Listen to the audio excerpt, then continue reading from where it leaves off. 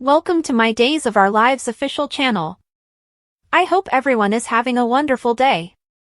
Before we begin, please hit the subscribe button and give this video a thumbs up. Bobby wasn't lying when he said he could help Jada solve a murder. He was aware that Connie had killed Lee, a crime for which Gabby had lately been exonerated.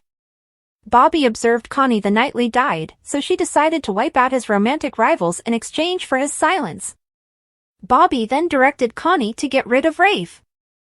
Coming up, Jada finds Rafe in the graveyard with a knife in his back, courtesy to Connie. He is brought to the hospital, where Gabby joins Jada. However, in the OR, it is announced, we're losing him. As Holly and Tate slip away to the Horton cabin for some alone time, Marlena confronts EJ about keeping Eric from his son. EJ claims that he has witnessed Nicole and Eric's addiction to each other. Marlena exclaims, "Then why didn't you let her go?" She then slaps EJ. Finally, there's another double wedding in Salem, which means twice the tragedy. Alex is marrying Teresa, and Xander is marrying Sarah. Paul, Andrew, and Sunny have all returned for the big event, but it's a wedding in Salem, so no one is likely to get married. Justin officiates at Teresa and Alex's wedding, while Maggie performs the honors for Sarah and Xander. Justin and Maggie confront the age-old question, speak now or forever hold your peace. There is a flashback of Paul confronting Brady, knowing he still has feelings for Teresa. Returning to the ceremony, everyone turns as high heels click down the aisle, with a question mark shadowing the figure. Who has come to disrupt these weddings? Alex and Teresa appear to have previously exchanged vows, as the mystery person emerges during Xander and Sarah's. Alex likewise did not appear to recognize the guy, asking Teresa, "Who is that?" Could Xander's mother be the one to reveal the truth about Alex, Xander, and Victor's true heir? Days of Our Lives began the week with pyrotechnics and ended with 2 trips to the cemetery. We may finally be moving on from the Abigail mystery. Rafe may have investigated his last case, Connie and Bobby are proving to be a remarkably unstable pair, and almost everything is in place for Nicole's departure. Let's decompress from the recent Salem developments. So, how about the Connie Twist? Now that we know more about what transpired, anything beats what the temporary writers did to Gil. Although it's been a long time since Lee's death, portraying his murderer as someone who is no longer alive was unnecessary. At the very least, we get to see something unfold, and Connie makes sense from a completely insane, crazy, and deranged perspective. That true crime fixation thing set the stage really well. Not everyone who enjoys true crime is a murderer. I enjoy it, but I wouldn't go on a date with someone if I believed they were a killer. And now it appears that Connie may have also buried Rafe. I wouldn't rule him out, however. We have received no indication that Galen Gehring or Rafe are departing. And how terrible would it be to kill him right as Gabby returned and lost her sole family in town? Still, even if he does not die, I wouldn't be surprised if Connie attempted to bury another Salemite or 2 to conceal her secret. I half expected Connie to kill Bobby, but as he pointed out, she was on every camera in the place. That would have been ridiculous. I'm astonished he went there and agreed to stay silent about Rafe's murder. I thought he'd been pulled back from an extremely dark, terrible character when Ron Carlivati and the writing team returned, but now he's an attempted murder accomplice. I don't know, but it doesn't look good on him. However, Blake Baris is doing an excellent job with the content. Bobby is far more intriguing than Everett, and Baris' performance as Bobby, claiming to be Everett while being subtly off, could not have been easy. I'm hoping that after they're united, their personalities blend a little and Everett gains some of his alter's edge. But if anyone should have seen through it, it would have been Bobby's ex-wife and shrink, especially when he insisted on his release. What now, though? Bobby will pretend to be Everett so he does not have to tell Jada about Connie, but he will not be able to pursue her again because everybody will know he is Bobby. He's painted himself into a corner. But that's what we usually think on soap operas, and there's always a way out. I had a lot of fun watching Monday's show and Gabby's press conference.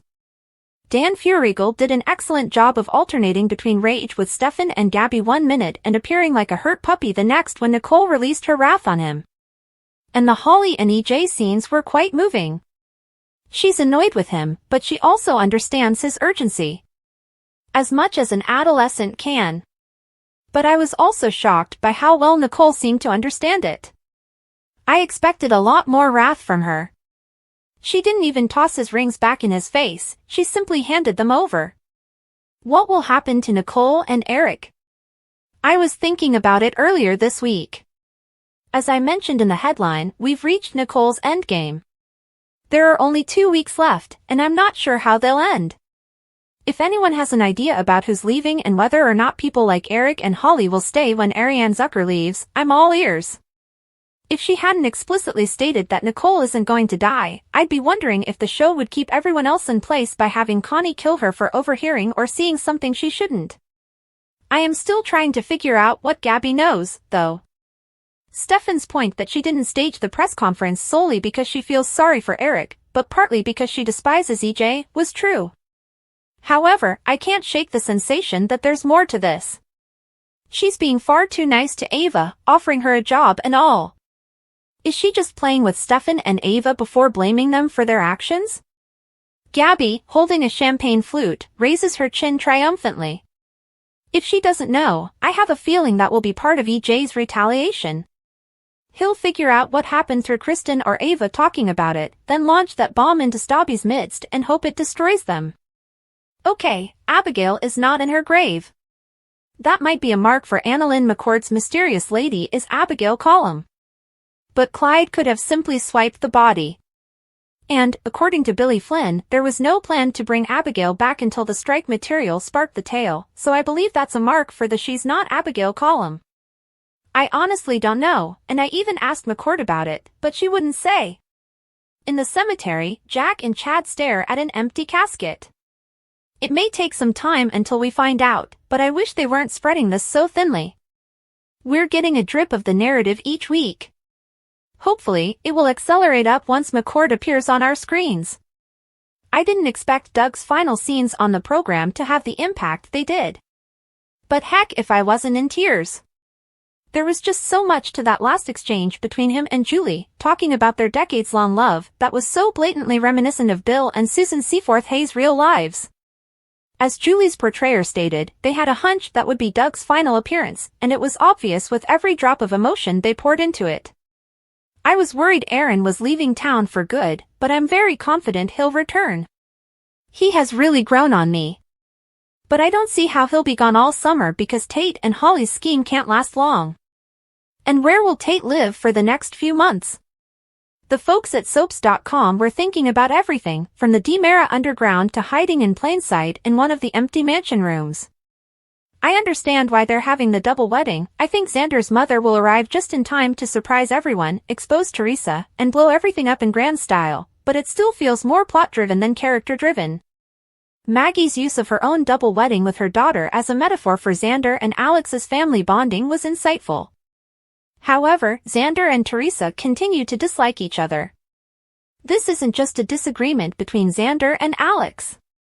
Neither of them would agree to this, and I don't see why anyone would want it just because Bonnie thinks it'll be fun.